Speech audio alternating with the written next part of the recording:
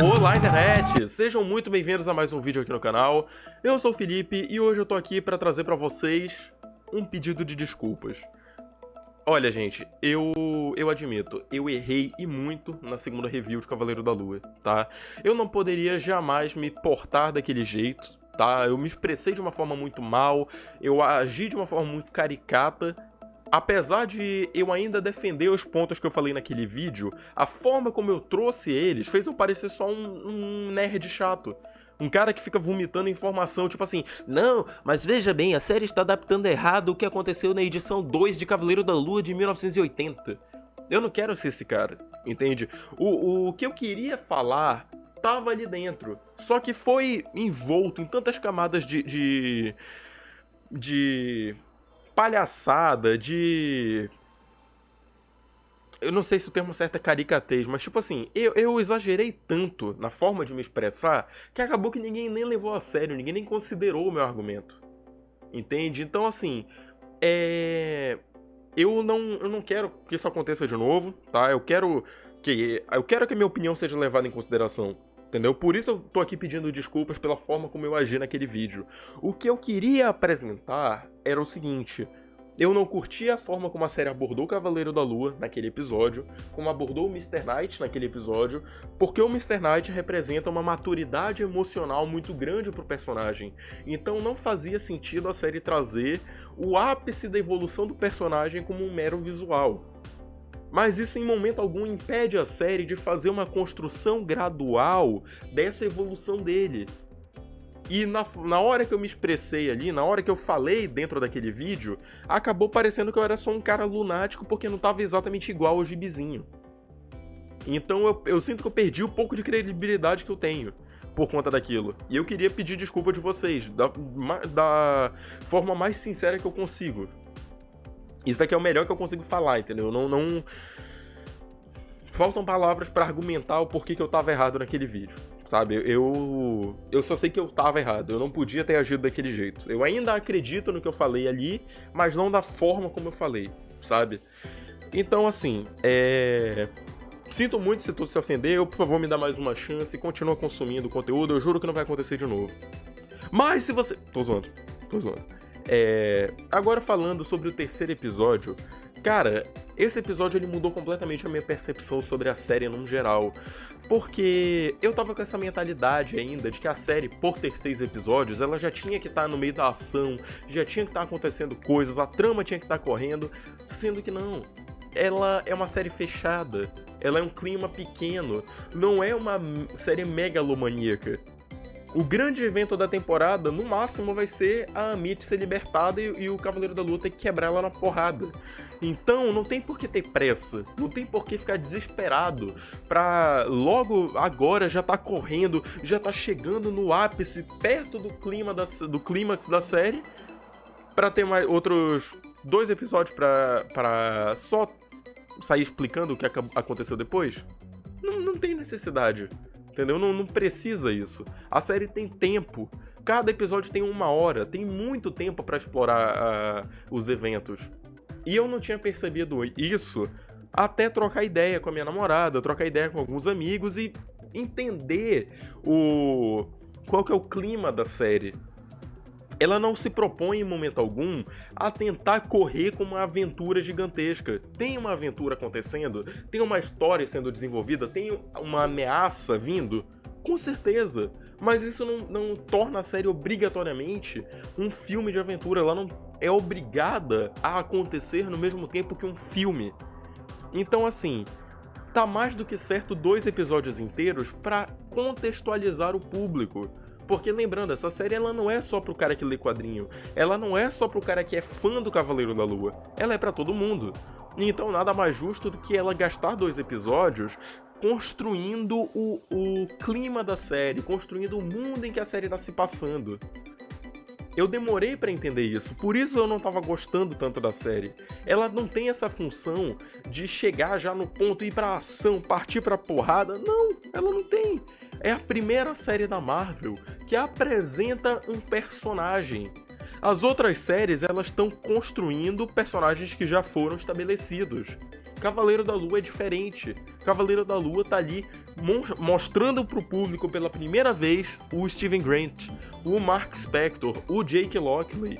Então, ela vai tomar o tempo dela para construir o mundo, para mostrar quem é o Steven Grant, quem é o Mark Spector, quem é a Layla, que é a mulher do Mark, quem é o Khonshu, que é o deus pro qual o Mark reza, quem que é o Arthur Harrow, quem que é a Amit, o que eles estão procurando, qual que é o objetivo do herói, qual que é o objetivo do vilão, para só então poder engrenar de fato na história. E eu demorei para entender isso, e eu só vim perceber isso agora nesse terceiro episódio. Depois que tudo isso está estabelecido, a história pode correr, ela pode voar, ela pode ir embora. O básico já foi apresentado, agora é só brincar com as peças que estão no quebra-cabeça. Então, assim, esse terceiro episódio, ele, pra mim, até o momento, é o melhor por causa da dinâmica que ele estabelece, mas ele me ajudou a ver que os outros dois não são ruins. Eles não são ruins. Eles só têm premissas diferentes dentro de uma estrutura maior. Eles servem a obra como um todo. Isoladamente, tu vai, ou não, achar eles meio problemáticos, mas avaliando a obra no geral, eles têm uma função muito maior. E eu não tava enxergando isso.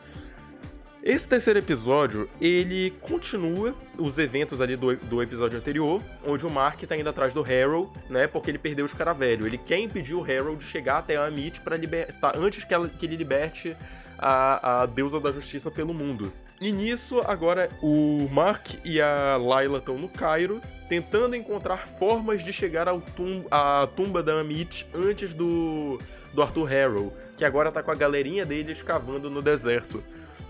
No meio desse episódio, a gente tem alguns eventos interessantes que valem ser destacados, como, por exemplo, o Khonshu oferecendo ao Mark a ideia de apelar a Ened, que é o grande panteão dos deuses egípcios, e esse episódio acaba por mostrar também que o Khonshu ele é um grande bosta. Ele não vale quase nada dentro do panteão dos deuses egípcios, né? Ele é um dos deuses mais odiados, tanto que ninguém considera o apelo dele. Todo mundo acha que, na verdade, ele tá manipulando um cara doente mental, o que ele de fato tá, né? Se parar pra analisar, mas enfim. O que acontece? Ele apela pros deuses egípcios pra tentar impedir o Arthur Harrow de conseguir o que ele quer, mas não adianta, porque o Khonshu não tem credibilidade nenhuma entre os deuses egípcios, e aí acaba que ele resolve... ele acaba sem saber o que fazer, e o Mark, junto da Layla, acabam bolando um novo plano. Eles descobrem que tem uma pessoa que tem a localização física da tumba da Amit. Então eles precisam encontrar um sarcófago específico que tem um mapa sobre o corpo, e esse mapa pode levar até a tumba da deusa, sem precisar necessariamente daquele escaravelho mágico, ou místico, ou sei lá qual é o jargão jurídico dentro da série. Enfim, nisso a série acaba apresentando também um dos vilões clássicos do Cavaleiro da Lua, de uma forma um pouco diferente, que no caso é o Homem da Meia-Noite, interpretado pelo falecido Gaspar Ulliel. Eu não sei se essa é a única participação do personagem na série, mas assim, é interessante a forma como ele foi trabalhado, sabe? Ele é um colecionador de arte muito duvidoso, digamos assim, mas assim, ele é um colecionador de arte que gosta de mostrar o tipo, olha o que eu colecionei, olha as coisas que eu coleciono, são só coisas do mais alto nível que são roubadas. Ele é um colecionador ele é um colecionador pirata, digamos assim. Ele quer o melhor do melhor, mas ele não paga por isso. Ele simplesmente rouba a arte e é isso.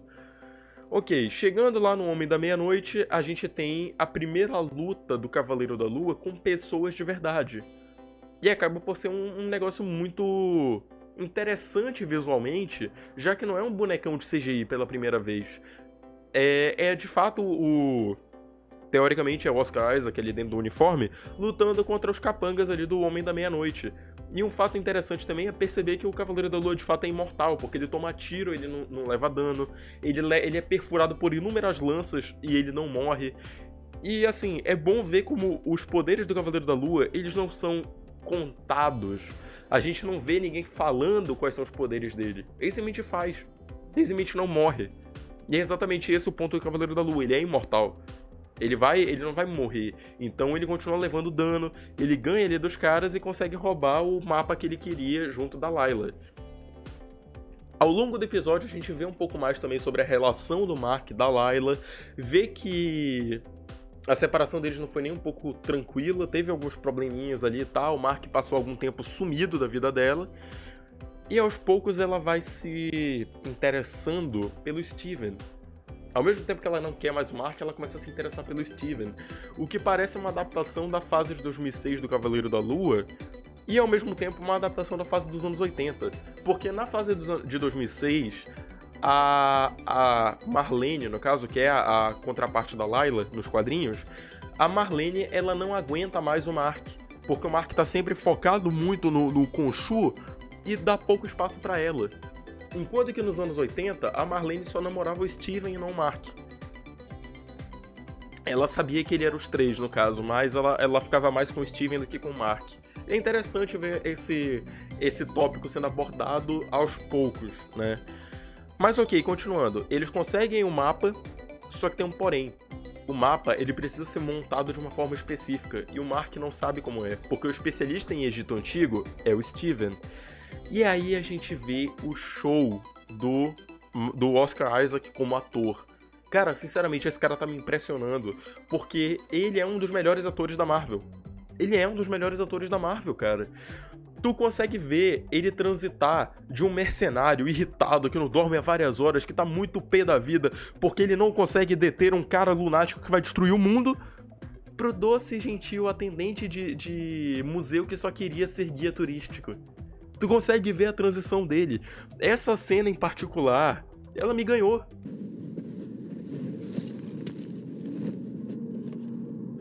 Beleza, vai em frente. Muito obrigado. Tá legal? É uma cena muito incrível do Oscar Isaac indo... Tá bom, tua vez. Opa, chefia, brigadão, pode deixar. Ele vai lá e começa a montar o mapinha dele, todo empolgado, todo bonitinho, pega a fita adesiva, junta o mapinha. Olha, tá aqui, esse daqui é o mapa que o cara fez na época lá que ele via o céu, porque os egípcios, eles montaram um esquema de navegar usando as estrelas e o sol como guias. Então, se nós posicionarmos isso aqui no lugar certo do céu, nós vamos conseguir encontrar o tempo da MIT num instante. Molezinha! O Steven parece que ele parece um garoto, sabe? Tu consegue ver que o Steven agora faz mais sentido ainda por que ele tava tão amedrontado nos episódios anteriores. Tu consegue ver que ele é só um garoto assustado. Apesar dele ser um cara adulto e tal, ele é só um garoto assustado. Então faz muito sentido ele não querer ir com o Mark, ele não entender o que tá acontecendo e ele se opor a quase tudo que rola na série. Ele tava atrasando um pouco os eventos? Tava. Mas agora eu vejo que isso não é necessariamente algo defeituoso. Faz parte da lore do personagem, da história dele. Ele é esse cara todo empolgadinho, mas ele quer fazer a coisa certa. Mas ele tem medo. Ele é um cara com o coração no lugar certo, mas ele é um cara meio covarde. Então ele se assusta muito fácil. E isso acaba rendendo situações interessantes nesse episódio. Como, por exemplo, o Mark indo matar alguns mercenários e o Steven lá no reflexo. Não, cara, não faz isso, a gente pode encontrar outra solução. Ou então, quando tá no meio da luta ali contra os capangas do Homem da Meia-Noite, e ele tá como o Cavaleiro da Lua, o Mark, ele sério como o Cavaleiro da Lua, e o Mark, não, gente, peraí, tem outra solução. Ele vira Mr. Knight, olha, gente, tá tudo tranquilo. Aí ele leva uma lançada e ele percebe, não, ok, eu não sou pronto pra isso. Ô, Mark, volta aqui. E ele vira Cavaleiro da Lua de novo. A dinâmica dos dois tá sendo estabelecida e agora tá começando a funcionar. Eu tô começando a achar interessante, entendeu? Mas tudo isso devido à construção dos episódios anteriores. Então eu percebo que eu tava muito enganado sobre a série. Eu tava muito ansioso, eu admito, eu tava bem ansioso com o que tava acontecendo ali, tava me incomodando por conta disso. Mas agora que começou a estabelecer uma dinâmica e um ritmo interessante, dá pra ver que a série ela tá sendo muito bem construída, ela tá sendo muito bem elaborada. Os eventos ali estão começando a fazer sentido e estão começando a se amarrar aos poucos. Depois que o Mark faz o mapa, ou melhor, depois que o Steven faz o mapa, falta um detalhe. O mapa é de 2000 anos atrás. Então o céu não tá igual. E aí a gente vê todo o poder do Khonshu se desabrochar. Porque o que ele faz? Ele pega e reverte o céu para 2000 anos no passado. E aí o Mark e a Layla conseguem rastrear o lugar que eles estão procurando. Eles conseguem encontrar a tumba da Amit. Só que isso custa um preço muito alto. O Khonshu é aprisionado pelos outros deuses, porque ele cometeu 2 atrocidades nesse episódio. Primeiro, ele transformou dia em noite, para chamar a atenção dos deuses, e depois ele pegou e reverteu o céu em 2000 anos, para poder ajudar o Mark, o Steven. Só que, ok, no final ele acaba sendo aprisionado e o Mark e o Steven entram em coma. E eles meio que morrem. E aí, teoricamente, no próximo episódio a gente já vai ver a primeira aparição do Jake de fato. Porque olha que negócio interessante. Lembra que a gente estava falando, lá na primeira review, que tava faltando o Jake? Então, e se eu te contar que o Jake tá na série desde o começo? Uma galera começou a reparar o seguinte. Alguns eventos meio desconexos não estavam batendo logo no começo da série. Porque pensa, o Mark tá se divorciando, o Steven não sabe quem é a Layla, muito menos tem coragem de chegar em alguém. Como é que a moça do museu tava com o encontro marcado com ele? Suspeito. Segundo ponto, o cara do museu chama ele de Scott. Não é porque ele não liga pro Steven, é porque talvez, só talvez, uma outra pessoa que tá naquele corpo, que tem aquele visual, tenha se apresentado como Scott. Tá entendendo onde eu quero chegar? E pra piorar, nesse terceiro episódio, teve um evento específico em que o Mark tava lutando contra os mercenários, e o momento em que o Steven intervém e fala que tem outro jeito, os dois dão um apagão, e quando volta, os caras estão mortos. De uma forma brutal. Pode ser, talvez, que seja o Jake. Ou melhor, pode ser não. De certeza é o Jake que tá se manifestando nos dois, sem eles saberem. Porque da forma que a série abordou, é como se o Mark não soubesse é como se o Steven não soubesse do Mark, apesar do Mark saber do Steven, mas pelo que eu percebi, nenhum dos dois sabe do Jake. Então, teoricamente, ele é o cara que aparece vez ou outra e acaba fazendo umas coisinhas aqui e ali, como chamar uma mulher pra sair, como se apresentar pro cara do museu com outro nome, ou então matar mercenários de uma forma brutal sem que nenhum dos outros dois perceba. E acabe causando lapsos de tempo um pouco maior do que a gente percebe. Porque no momento ali dos mercenários, o Steven oferece outra solução. E quando ele assume, o Mark tá num táxi indo pro aeroporto. Só que ao mesmo tempo, na outra cena, os caras já estão mortos, sendo que nem o Steven nem o Mark queriam matar eles daquele jeito brutal. Então assim, muito provavelmente, nos próximos episódios a gente vai ver o Jake Lockley aparecendo. E bora ver como é que vai ser a dinâmica do Oscar, já que ele vai ter que entregar 3 personalidades diferentes. O Mark e o Steven a gente já consegue ver a diferença nitidamente. Só que o Jake? Como é que ele vai entregar o Jake? E isso é algo que eu tô muito curioso pra ver no próximo episódio. E vocês, o que vocês estão achando da série até o momento? O que vocês gostaram desse terceiro episódio? Deixa aí nos comentários, bora trocar uma ideia. Se você gostou do vídeo, por favor não esquece de deixar o like, de se inscrever no canal, de clicar no sininho pra receber notificação, compartilha com os amigos que me ajuda demais. E é isso. Vejo vocês ainda essa semana, até a próxima e tchau! I toss and turn, I keep stressing my mind. I live for peace, but see, I don't attain. What I mean for peace, this silly game we play.